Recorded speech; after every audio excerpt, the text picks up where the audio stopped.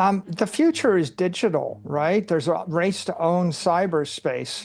That being the case, empires are built on productive property and they're defended by firepower, naval power, air power, nuclear power, and digital power. Bitcoin's digital power. We did have that sell-off though early in the week, Michael. I'm just curious what you think explained that. What was going on there? Was that just investors see Bitcoin as a a very speculative asset? Was it margin calls? What was going on in your opinion? Bitcoin is the only truly global capital market in the world. And so if you think about the volatility of it, the volatility is the price that you pay in order to create billions of dollars of credit and liquidity at your fingertips, all times, everywhere, for everybody. On Sunday night, all the other capital markets are closed. Bitcoin is the only capital market that's functioning. What you saw over the past week is that it's functioning really, really well. And that is the secret to the success of the asset class. Michael Saylor, chairman of MicroStrategy, explains why investors may never have the chance to buy Bitcoin at such a low price again. In a recent interview with Yahoo Finance, Saylor emphasized the unique energy that Bitcoin exudes as a digital asset. Despite the recent crypto sell-off, he believes that fiat currency is dead money, drawing parallels to the various forms of money humanity has used throughout history, from shells and metals to silver and tobacco. According to Saylor, Bitcoin represents the revolution needed for sound money in the modern world. Saylor encourages investors to look beyond the current market downturn, emphasizing that the future is inevitably digital, and digital assets like Bitcoin will be the currency of choice. He confidently predicts that Bitcoin's value will continue to rise, a sentiment he passionately shared at the 2024 Bitcoin conference in Nashville. During this event, Saylor made headlines with his bold prediction of a base price of $3 million for Bitcoin, with a potential peak of $49 million by 2045. The conference was a landmark moment for Bitcoin, featuring key figures such as President Donald Trump, Republican presidential candidate Robert F. Kennedy Jr., and Senator Cynthia Lummis. Each of these influential leaders delivered powerful speeches that underscored their support for Bitcoin, highlighting its growing political significance and adoption. Saylor also pointed out that institutional adoption is accelerating, with more companies and financial institutions recognizing Bitcoin's potential as a store of value. As regulatory clarity improves and more nations explore the integration of digital currencies into their financial systems, Bitcoin's role as a global reserve asset becomes increasingly plausible. He further elaborated on the technological advancements and innovations surrounding Bitcoin, such as the Lightning Network, which enhances transaction efficiency and scalability, making Bitcoin more practical for everyday use. Saylor believes these developments will not only drive broader adoption, but also solidify Bitcoin's position as the foundation of the future financial system. As governments around the world face increasing economic pressures and the sustainability of fiat currencies is questioned, Saylor's vision of a world where Bitcoin serves as the ultimate store of value gains traction. With the political and institutional support growing, along with technological advancements, the bullish case for Bitcoin becomes even more compelling, reinforcing Saylor's optimistic forecast for its future value. For Saylor, Bitcoin isn't just an investment. It's a transformative force poised to reshape the global financial landscape. The support from high-profile figures and the ongoing adoption by institutions only strengthen his belief that the opportunity to acquire Bitcoin at current prices may soon be a thing of the past. As we bring you more clips from the interview, take a moment to like the video, subscribe to the channel, and turn on post notifications for more video like this. You can join the conversation by dropping your thoughts, comments, and observations in the comment section below. Everything you do helps with YouTube algorithm and immensely contributes to the channel growth. Thank you and enjoy the video. Volatility is a sign of high energy. Rivers, waterfalls, fires, windstorms, they're volatile, they have massive amounts of energy. Niagara Falls is a scary place. If you're going to play in the pool, 5,000 people have died in Niagara Falls playing with it over the past 100 years. but it generates 5 gigawatts of power. That's 7 million horsepower. That's 33 million people working as hard as they can. So if you're going to harness the energy as an engineer, then you want the volatility. And if you're a tourist and you're playing in the water, taking selfies, then it's scary. No one that understands Bitcoin is afraid of the volatility. I'm advising everybody in the world that Bitcoin is digital capital. There's a revolution in the global capital markets, and traditional finance operates 19% of the time for 10% of the world. That makes it a 2% solution. Bitcoin's a 100% solution. The future is digital, right? There's a race to own cyberspace. That being the case, empires are built on productive property, and they're defended by firepower, naval power, air power, nuclear power, and digital power. Bitcoin's digital power. You want Bitcoin, you want to own cyberspace, you want the most digital power, just like you want nuclear power, air power, and space power. It's a good investment. It's like buying Alaska or like the Louisiana Purchase. And it's also essential to national security. I'm going to say it's just a good idea to support digital assets and digital capital for any nation state, any political party, any politician. It will be a factor in November in the elections, I have no doubt. I think Bitcoin is digital capital, right? The world's going to be remade. There's a digital transformation in finance taking place.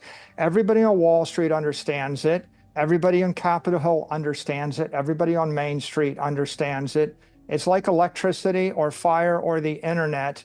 I can't imagine that a nation state, a company, a government, or any particular family even is going to be successful without embracing technology. Well, first of all, Bitcoin's been appreciating at 55% a year for the past 4 years. Bonds are depreciating 5% a year. The S&P is appreciating at about 13% a year. It's amazing to me that people would rather have a 20% ARR with 20 vol than 55 ARR with 55 vol. But if you think about it, it's pretty obvious you want the 50% return, not the 20% return. So if you're going to embrace the future, embrace digital transformation, it's going to be more volatile, it's going to be higher performance, but that's the future. So I don't get upset because I know we're winning, and Bitcoin's winning. It's pretty obvious to anyone that can chart the thing that there's a right answer and there's a wrong answer. We're buying all the time. We're buying every quarter. We're buying the lows, the mids, the highs. I'll be buying the top forever because I'm expecting Bitcoin will continue to appreciate as digital capital. I think physical capital, real estate capital, financial capital, people are going to sell those things and they're going to move their money into digital capital, and it's going to be a trend for a long, long time to come. In a recent CNBC interview, Michael Saylor was asked about his outlook for Bitcoin, and he drew a powerful comparison to two major investments made by the United States government, the purchases of Louisiana and Alaska. On April 30th, 1803, the U.S. acquired 828,000 square miles of land west of the Mississippi River for $15 million, roughly 4 cents an acre, doubling the nation's size and fueling its westward expansion. Similarly, on May 28, 1867, President Andrew Johnson signed the treaty to purchase Alaska, formally transferring it to the United States on October 18, 1867. This move ended Russia's presence in North America and secured U.S. access to the northern Pacific Rim. Today, these investments have proven to be immensely valuable for the United States. Saylor believes that Bitcoin is on a similar scale, an asset that will become incredibly valuable over the next 100 years. Let's delve deeper into Michael Saylor's insights on why he views Bitcoin as a transformative and long-term investment. I think the events of Bitcoin 2024 in Nashville a few weeks ago were just very catalytic and marked an inflection point for Bitcoin. You had presidential candidates, you had governors, you had senators, you had House members, you had CEOs, you had billionaire investors in the audience. Senator Lummis presented a strategic Bitcoin reserve bill, and that's our Louisiana Purchase moment. What happened there was the Overton window shift. Now it's possible to discuss nation states holding Bitcoin on the balance sheet And if nation states are going to buy it, then it's reasonable for institutions, corporations, and individuals to buy it as well. So that was tremendous. Well, Thomas Jefferson purchased the Louisiana Territory for $15 million in 1803 and nearly double the size of the United States. Seward paid $7 million for Alaska. It's got $1 trillion of oil underneath it. Everybody's going to be doing business in cyberspace. Bitcoin is scarce, desirable digital property. It's a great idea to trade a little bit of currency or paper for some place that billions of people are going to be in 100 years. So yeah, I think it's a great idea. You know, it's desirable property, and if you're capitalizing a country based upon scarce, desirable property, buying Manhattan, buying the United States, buying Alaska, anywhere you can do business, it's the basis of a great empire. So no, I think it's a good idea for a nation, but it's an equally good idea for a corporation, an individual, a family. What you have is two constituencies. You've got traditional finance, and traditional finance operates 19% of the time. It costs $40 million to take a company public. You know, there's no credit, there's no liquidity on the weekend. Bitcoin represents a different thing. It represents the 21st century. So I think the millennials are looking at the world today, and they think electricity, water, elevators, the internet, they operate 100% of the time. Bitcoin operates 100% of the time. Why are we stuck with 20th century banks, money markets, and capital markets that shut us down at 4 p.m. on Friday, don't open up until 9:30 on Monday?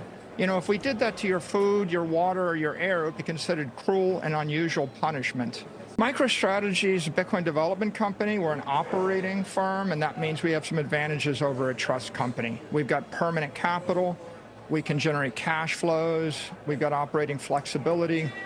Our shareholders want more Bitcoin per share. They think if we get more Bitcoin per share, that's creating shareholder value. That means we're pursuing BTC yield. Whenever we can do a capital markets transaction that's accretive and generates more Bitcoin per share, we'll do it. We have the ability to sell equity into the market at a premium to net asset value. We have the ability to issue convertible bonds. We have the ability to generate operating cash flow. We're just going to keep generating more Bitcoin per share any way we possibly can by selling the volatility of the asset class and then sweeping it into the underlying asset. There you have it. Michael Saylor providing a compelling analysis of how Bitcoin will transform the global financial landscape and address the problems of defective money. He highlighted Bitcoin's unique qualities, including its immutability and unmatched store of value characteristics, which no other digital asset can offer. What are your thoughts on Michael Saylor's interview and his outlook for Bitcoin? We'd love to hear your perspective. Please share your comments and observations in the section below. Subscribe to the channel and give this video a thumbs up. Thanks for watching.